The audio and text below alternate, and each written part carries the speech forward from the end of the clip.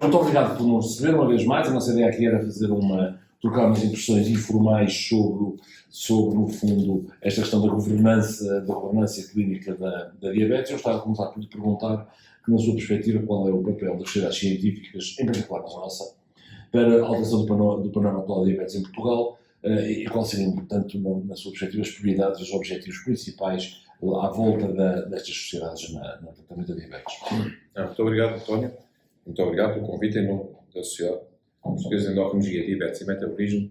Dizer que eu acredito, pode ser falar em causa própria, mas que o papel das sociedades é verdadeiramente importante. Em várias perspectivas, e isto podia nos dar para dar várias aulas, já que estou no ambiente universitário. Seguramente é importante na interação com os médicos especialistas, com os seus associados das sociedades e com os médicos mais dirigidos a esta área. Mas também é importantíssimo como um papel de iluminar caminhos e fazer sair orientações para os nossos colegas da Medicina Geral e Familiar, que no fundo são os primeiros combatentes, os combatentes das primeiras trincheiras no combate à diabetes. E depois tem um outro papel muito importante, que é o papel junto do público em geral. Porque, na verdade, nós às vezes tendemos a focar-nos muito na nossa área específica, na nossa especialidade, como líderes, pomposamente às vezes nos chamamos a nós próprios e alguns nos chamam líderes de opinião, mas isso só faz algum sentido se conseguirmos passar essas mensagens para fora deste núcleo restrito. Portanto, eu diria, 3 grandes grupos. Os especialistas, ou os médicos mais direcionados para estas pessoas, ou indo até mais longe, os associados, porque a diabetes, já lá iremos, se estiver de acordo, é muito mais do que só os médicos, mas enfim, o grupo das pessoas mais dirigidas a esta área. Depois, o grupo das pessoas que trabalham com os doentes com diabetes, 1 milhão de doentes, e que são muitíssimas e que têm que estar mais sensibilizadas para a diabetes. E, por outro lado, o grupo das pessoas da população geral que tem que ser alertada para este problema. Eu muitas vezes dou o exemplo, até em aulas, nós, no fundo, médicos, nós existimos para curar. No fundo, o que é que nós queremos mais? Nós queremos curar. Mas nós só conseguimos curar aquilo que diagnosticamos. Só diagnosticamos aquilo que conhecemos e aquilo em que pensamos. Logo, e daí esta ligação à população em geral, aos médicos de medicina geral familiar e aos especialistas, quer dizer, é importante que nós pensemos que as coisas existam, que possam existir. Nunca mais me esqueço de um assistente de palavras, às vezes divago, como alguém dizia, o Docemé, de um assistente de cardiologia que tinha na Faculdade de Medicina, que me dizia assim: você primeiro pensa o que é que pode, quando punha o estetoscópio num doente, assim, pensa o que é que pode ouvir. Porque se você não pensar no que é que pode ouvir, você não vai ouvir as coisas certas. Bom, portanto, nós temos de estar atentos a esse papel. E hoje em dia, depois, não havia aquela velha frase, a Rainha de Inglaterra ou a César, não basta sê-lo, é preciso parecê-lo. Nós hoje em dia não basta termos conceitos e acharmos que somos o repositório de conceitos muito importantes. Nós temos que comunicar. Portanto, as sociedades científicas também têm esse papel de comunicar. E o António é, de resto, um belíssimo exemplo dessa interface, desse equilíbrio entre o saber e o passar o saber. Porque, quer dizer, nós reunimos em comissões restritas, sabemos imenso, lemos imensos artigos, publicamos alguns artigos, fazemos isso, mas depois se não passamos essas mensagens, para que é que isso serve? De que é que serve? Portanto, esse papel muito, muito importante. A diabetes em Portugal, um problema de saúde pública óbvio, qualquer doença que tenha uma prevalência de 10%, é, por si só, um problema de saúde grave e complexo. Num dos aspectos de organização e de governança desta área, quais seriam os aspectos que seriam mais importantes em termos do sistema para que possa dar cuidados de facto de qualidade, como disse, quase 1 milhão de portugueses? Eu acho que temos que começar a pensar onde é que queremos alocar os nossos recursos principais. Porque temos várias áreas importantes. Temos a prevenção, que é muito falada, e temos a terapêutica. E eu penso que... Exatamente isso. Qual é a sua perspectiva? A minha perspectiva, sobretudo, é não transformar isto numa dicotomia em que às vezes uns gostam muito de falar de prevenção e outros gostam muito de falar de terapia. Tudo é importante. Claro que há um conjunto enormíssimo de medidas, nomeadamente de políticas até sociais, de alterações de estilo de vida, que serão seguramente importantes para que amanhã, no amanhã mais lato, possa haver menos pessoas com diabetes, mas nós também não podemos cair só nessa ideia bonita de dizer não, isto está tudo muito mal porque há cada vez mais diabéticos. Temos que nos centrar neste 1 milhão também que já existe. E eu penso que as sociedades científicas têm essa obrigação. E nesse milhão de pessoas que já existe, há 2 ou 3 vetores que eu acho que são fundamentais. E que esses eu acho que estão ao nosso alcance. Primeira coisa, diagnosticar mais. E mais precocemente. E mais precocemente. E porquê? E depois tratar com mais rigor e com objetivos adequados. Porque nós estimamos que existam 30% de diabéticos que não sejam diagnosticados. E porque nós estimamos que existam cerca de 30%, em Portugal, cerca de 30% de diabéticos que não estejam tratados de acordo com os objetivos. Isto é tanto mais importante quanto nós sabemos que tratar de acordo com os objetivos não é uma chinesice académica, é a melhor maneira que nós conhecemos de evitar as complicações à distância. E nós sabemos hoje também que o principal problema da diabetes, ou um dos principais, não é controlar o açúcar no imediato, a antiga, aquela perspectiva glucocêntrica, sim senhor, vamos usar fármacos apenas eficazes no controle glicémico, ter boas hemoglobinas glicadas e bons perfis glicémicos ao longo do dia. É muito mais do que isso. É evitar as complicações, evitar a doença cardiovascular, evitar a complicação renal, a retinopatia e por aí fora. Esses são os grandes desafios, verdadeiramente. Pegando exatamente no que acabou de dizer, acho que concorda comigo se nós afirmarmos que a diabetes é a doença, enfim, é o exemplo mais acabado da doença crónica. Nesse sentido, a gestão desta doença crónica, e já falou-se alguma coisa das próprias organizações, sente que há uma variação grande da prática clínica em relação à diabetes, sente que deveria haver, para além dos programas que já há, deveríamos concentrar numa nova área diferente daquela que tem sido classicamente as áreas mais prioritárias no tratamento, na gestão global desta doença. Isto é, alguma particularidade gostaria de, digamos, realçar nesta doença crónica tão grave que se chama diabetes?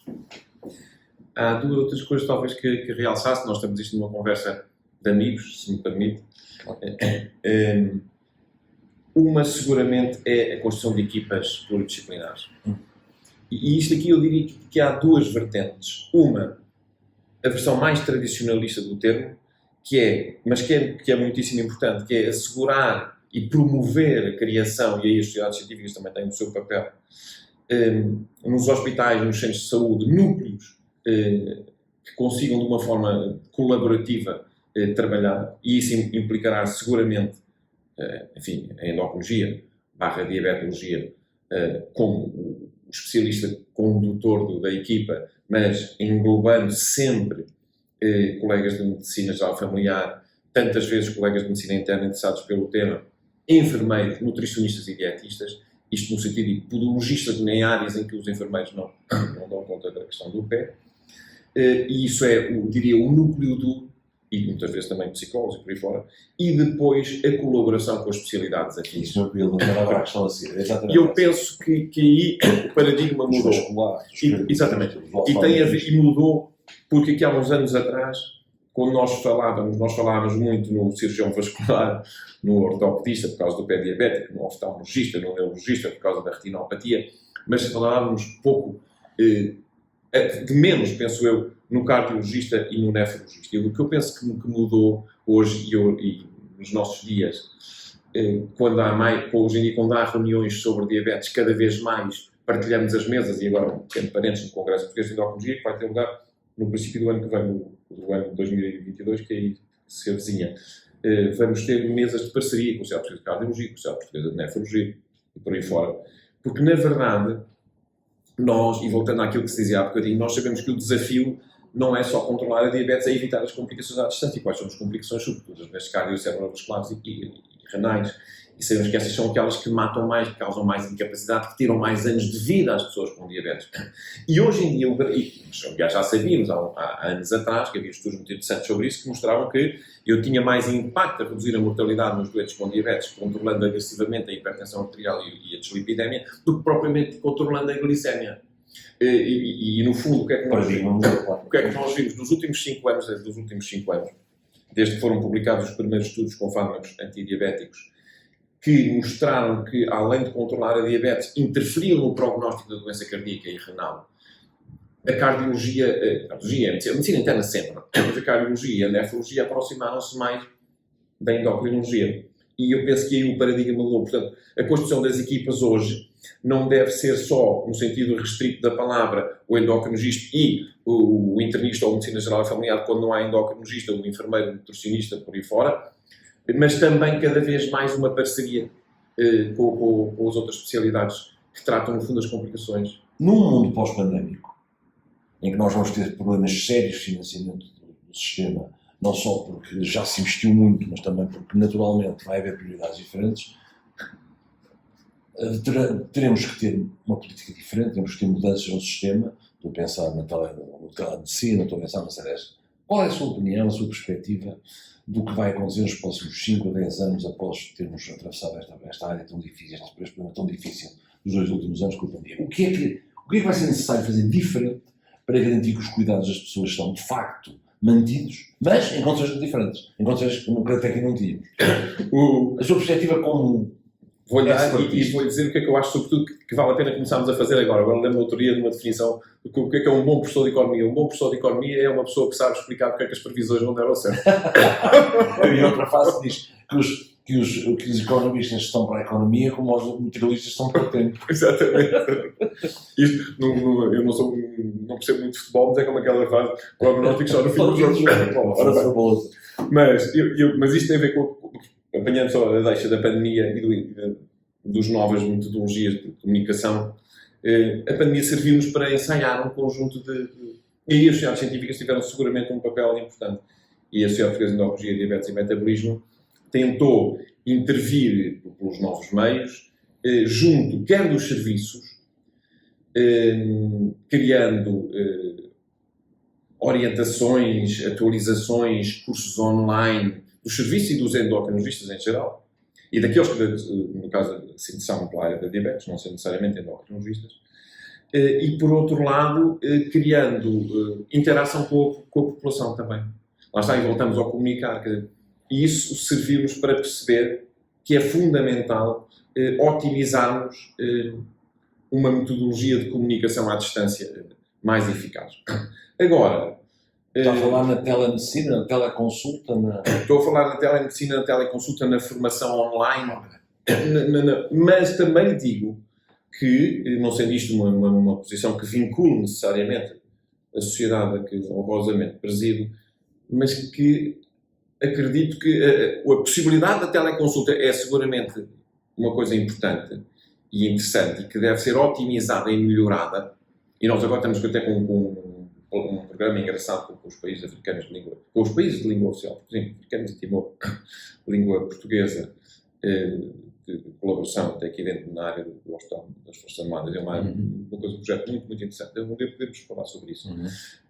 Mas acho que isto não substitui de modo algum a comunicação pelo governo. Portanto, isto foi seguramente útil, foi melhor utilizar todos estes meios quando não dispunhamos de outros, mas não desejo que o futuro passe por reforçar demasiado este tipo de comunicação em detrimento do outro tipo de comunicação. Ou seja, quer dizer, claro, consulta. Portanto, eu acho que devemos otimizar tudo isto, devemos ter preparados mecanismos de resposta, devemos fazer com que a teleconsulta seja possível para quando não é possível a consulta presencial, para que a teleconsulta seja cada vez melhor quando for isso levado a cabo, mas não devemos ir pelo caminho de dizer não, vamos procurar substituir a consulta presencial pela teleconsulta. Eu acho cada vez mais que, e agora com a experiência de teleconsulta, e voltando a dizer que foi bom tê-la, quando não tínhamos outra coisa à nossa disposição, não substitui a consulta presencial. Mas esse aspecto é muito importante porque, de facto, o doente diabético é aquele que é, em princípio, de todas as patologias, é o mais educado, aquele que sabe melhor a sua doença. É um doente especial, todos nós tratamos de diabetes, dizemos que é um doente especial. E, nesse sentido, essa sua mensagem é muito importante, porque não deixa de se entrar na relação médico-doente, aquilo que a gente quer, com as tecnologias à volta. É óbvio que eu tenho mais 2 perguntas para lhe fazer. A primeira é, como ilustre professor universitário, que é: que necessidades veria a investigação clínica em Portugal para nós financiarmos, e em que áreas da diabetes é que acha que há particular prioridade para nós fazermos estudos nas nossas populações diabéticas? Qual é o seu feeling em termos da sua realidade nacional? Quais seriam as áreas que acharia que estão menos estudadas, estão menos, e portanto têm menos dados e portanto serão eventualmente menos boas do que poderiam ser? Há um que lhe vou dar seguramente, e que durante agora a investigação básica e a investigação translacional em Portugal tem melhorado muito nas últimas... Onde eu estava a falar é clínica. Mas a investigação clínica. Exatamente. Mas isso era só uma introdução. Mas, na verdade, eu acho que há enorme potencial na investigação clínica e epidemiológica. E porquê? Porque os mecanismos da ciência básica são muito mais sobreponíveis entre o que se passa nos Estados Unidos e o que se passa no Minnesota e o que se passa em Leiria, mas do enquadramento epidemiológico as coisas são muito mais diferentes. Portanto, seria seguro, e sem perceber a nossa realidade, é difícil nós definirmos estratégias, adaptarmos.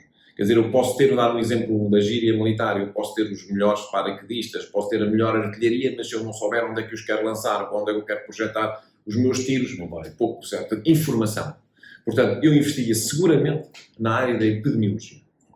Pronto, isso seria seguramente. Na área da clínica, estamos a falar das duas áreas que me são mais próximas, porque no fundo eu assumo claramente como um clínico, com interesse na investigação clínica. Agora só um parênteses, quando eu estava em Inglaterra, a certa altura, o meu diretor de serviço, na altura havia, passa anos, no princípio dos anos 90, toda a gente tinha a mania, já começavam a não querer andar com livros, era só papers debaixo dos braços, e quase que se riam quando alguém lia um livro. Na altura ainda havia bibliotecas antigas, lindas, ainda por cima, e as pessoas, o máximo que eles iam era a endocrinologist with interest in clinical research, e o meu diretor de serviço, que era um endocrinologista do melhor que havia, que se achava porventura o melhor do mundo, dizia, I'm a physician with interest in endocrinology. Então, eu adoro ser médico, portanto vou um bocadinho nessa linha. É nessa perspectiva que eu estava a... Exatamente. Portanto, nessa perspectiva, eu acho que temos grande potencial e, sobretudo, porque vivemos numa fase muito rica agora de novos formas de investir na área da terapêutica, das opções terapêuticas e das repercussões da terapêutica. Grandes específicos. E nas repercussões da terapêutica no prognóstico. Uma última pergunta. Só uma coisa, António, desculpa lá. E nós temos, às vezes, em Portugal, lacuna nos estudos com follow-ups alargados. Certo. Portanto, eu acho que fazia falta estudos com ordens prospectivas, se isso ok, isto é uma grande ideia. Portanto, eu penso que isso é uma das coisas uma coorte, porque nos permite, de facto, ter uma ideia de as incidências, prevalências, tudo isso. Está bem. Uma última pergunta, uma vez mais renovando o nosso agradecimento. Esta iniciativa da Way, que é feita pela Estrutura de Saúde Baseada em Evidência e que é financiada pelo Guggenheim, destina-se a produzir uma espécie de um relatório, um white paper sobre quer a parte científica da prática clínica em Portugal e no mundo, mas também as experts e as opiniões dos experts para introduzir uma perspectiva de operacionalização de todo este conhecimento. A ideia sendo de que, para se puder recomendar, digamos assim, intervenções globais, há sempre que haver a parte científica por aí, mas depois há a modelação clínica das pessoas que no dia-a-dia têm que têm uma realidade que os estudos não conseguem captar. A realidade da prática clínica não é captável pelos estudos. Que méritos verá num esforço destes que estamos a fazer para a constituição destas espécies de documentos que nos vão depois integrar aos stakeholders do nosso Sistema Nacional de Saúde, numa tentativa de mostrar aquilo que nós achamos que seria prioritário. Que utilidade vê nisto? Qual é a sua perspectiva a respeito deste tipo de iniciativas? Olha, a minha perspectiva, em primeiro lugar, ou antes da minha perspectiva, é agradecer-lhe o empenho do António, da sua equipa e do seu instituto nesta cruzada, porque ainda há bocadinho falámos na importância das equipas pluridisciplinares, da colaboração, da cooperação, que é uma outra coisa que em Portugal faz tanto. E nos estudos, cada vez mais, voltando à pergunta anterior, estudos cooperativos, colaborativos, dar-nos os braços. E esta iniciativa da Way é um bocadinho um exemplo disso, é as pessoas de braço dado procurarem, lá está, dar nota daquilo que se pode fazer, ou de algumas das coisas, porque se nós tivermos 30 ideias, filtrarmos, escolhermos 10 e conseguimos concretizar 3, já não é nada mal. E eu vejo esta sua iniciativa e da sua equipa como um passo em frente no sentido do espírito colaborativo e na preocupação de conseguirmos fazer mais daquilo que se faz. Porque se deixem-me só dizer que uma das coisas, e voltando a uma das primeiras discussões que tínhamos nesta conversa tão simpática, a propósito daquilo que se pode fazer mais pelos doentes com diabetes, e há uma coisa que nós podemos dizer assim, mas que neura, tantos doentes por diagnosticar, tantos doentes por otimizar, tanta inércia clínica, que neura, mas podemos ver o outro lado, o lado sorridente da vida, dizer, tanta coisa que podemos fazer, há tanta coisa para fazer, portanto eu acho, tiro-lhe o chapéu, se me permitem, sentido figurado. Então deixa-me fazer uma pergunta final, que eu não estava a contar a fazer, mas agora já faço. Considerando tudo aquilo que é a realidade da diabetes, quer nacional, quer internacionalmente, qual seria o maior obstáculo que vê para a optimização dos cuidados nesta área? Qual é aquilo que acha que vai influenciar mais no futuro? É o financiamento, são os medicamentos, é a organização. Isto é, como expert nesta área, se eu dissesse assim, eu tenho aqui várias intervenções possíveis, digam-me qual é aquela que acha que é mais prioritária, aquela que vai ter melhores resultados, aquela que vai ter maior impacto. Sabe que tudo junto, sabe que eu não sou, naturalmente, que faz parte do nosso espírito médico sermos críticos, mas eu acho que apesar de tudo, e isto é não fazendo fretes a ninguém, atenção, por mil razões, porventura, muito desconhecida, eu acho que nós, claro, temos muita coisa para melhorar no nosso sistema de saúde. Mas estamos bemzinho, António, estamos bastante bemzinho. Portanto, eu acho que o problema, claro que sim, nós queremos sempre mais, e aí faz parte, e claro, e quando nós temos um doente sentado à nossa frente, essas mensagens são importantes. Nós queremos lhe oferecer o melhor. Agora, nós, se compararmos à nossa volta, e já não é preciso irmos para o Burundi, nem para o Sri Lanka, não. Nós não estamos nada mal. Nada mal. Nada mal. Portanto, mas eu penso que era exatamente, e se eu fosse político, eu adorava ter apanhado esta sua introdução à pergunta e responder juntando as peças no puzzle com o António lançou. Porque é tudo isso. Okay. É uma coisa global, é uma abordagem global. Às vezes nós temos a sensação que em certas situações, em certas patologias, há uma intervenção que vai ter um impacto muito maior que as outras. Aqui não, eu estou de acordo consigo, é facto a parte global. E nós tínhamos começado justamente por isto há bocadinho na nossa conversa, que não é só a prevenção, não é só o tratamento, não é só o diagnóstico, é tudo. A humanização na diabetes é um ótimo paradigma, é tudo isso. E por isso também é que esta iniciativa me parece muitíssimo interessante e importante. Meu caro professor Jacques de Castro, muito obrigado pela sua gentileza e amizade a nos ter recebido e depois nós dar-lhe-íamos como é o relatório final para enfim, tenham noção qual foi o nosso trabalho. Muito obrigado, muito obrigado, meu querido.